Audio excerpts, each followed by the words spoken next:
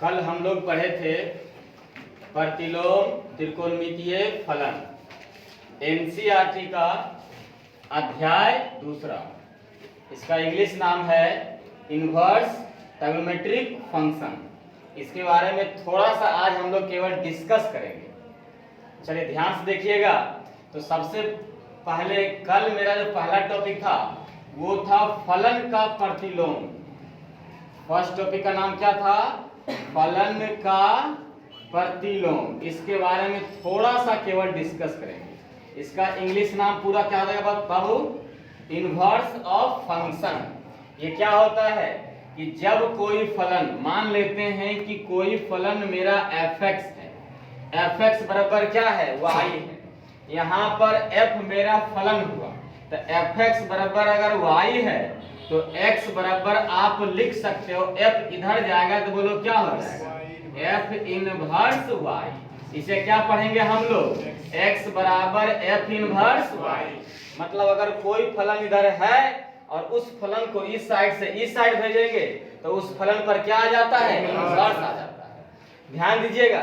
इस पर एग्जांपल्स हम लोग कल किए थे कि अगर साइन थीटा बराबर x है, साइन थीटा बराबर क्या है? x है, तो थीटा बराबर हम लिख सकते हैं, बोलो क्या? Sine inverse x। इसी प्रकार से हम ये बताए थे कि अगर cos x बराबर y है, cos x बराबर क्या है? तो x बराबर हम क्या लिख सकते हैं? cos inverse y। ध्यान रहे इस चीज को कि अगर इधर इनवर्स नहीं है तो उस फलन को अगर इस साइड से इस साइड भेजेंगे तो उस फलन पर क्या आ जाएगा? इनवर्स आ जाएगा।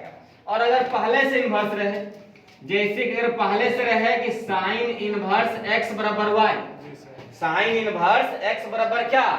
तो x बराबर बोलो क्या हो जाएगा? साइन y हो जाएगा। इनवर्स क्या हो जाएगा? गायब। इसका मतलब क्या समझे हम? निष्कर्ष क्या निकला कि किसी फलन को अगर हम इस साइड से इस साइड भेजते हैं तो अगर इनवर्स है तो इनवर्स क्या हो जाएगा? खत्म। और अगर इनवर्स नहीं है तो इनवर्स क्या हो जाएगा? आ जाएगा। हम लोग कल यही पढ़े थे। और इसके बाद हम लोग पढ़े थे, सूत्र पढ़े थे। कितना सूत्र पढ़े थे?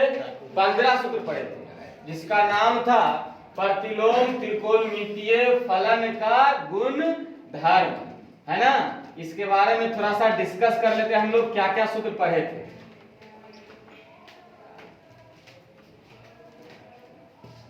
तो फर्स्ट टाइप का सूत्र आपका आया था बाबू, ध्यान से देखिएगा यहाँ पर टाइप फर्स्ट, क्योंकि सूत्र जो है आपको टाइप बाय टाइप लिखा जाएगा।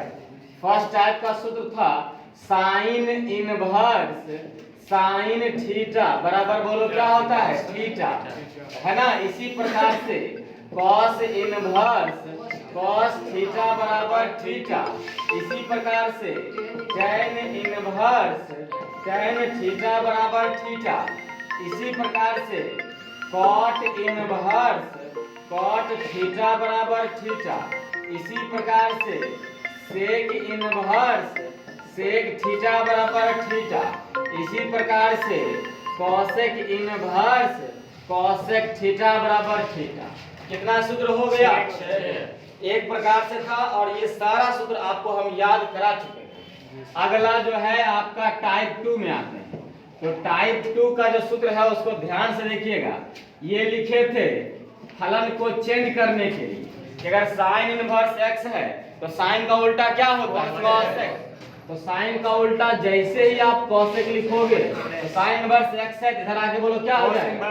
cosec inverse 1/x। मतलब ये हुआ कि साइन अगर चेंज किए हम cosec में तो x बदल जाएगा 1/x। मतलब साइन का उल्टा लिखेंगे तो x का भी क्या लिखेंगे?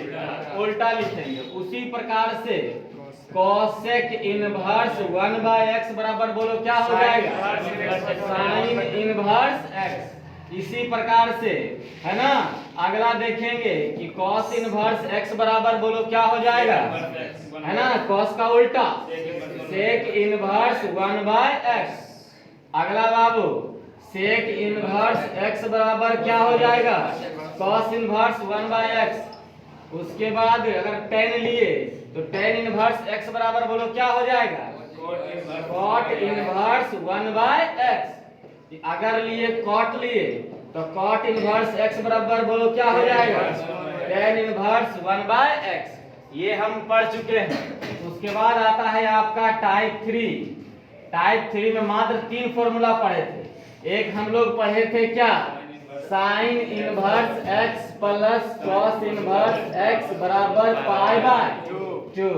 उसके बाद दूसरा पढ़े थे कि कॉस है ना, tan inverse x plus cot inverse x बराबर π/2। और तीसरा था आपका sec inverse x plus cosec inverse x बराबर π/2। ये सूत्र हम लोग पिछले क्लास में पढ़ चुके हैं। पहले इसको जो क्लास नहीं किया था वो पहले इसको नोट कर लो।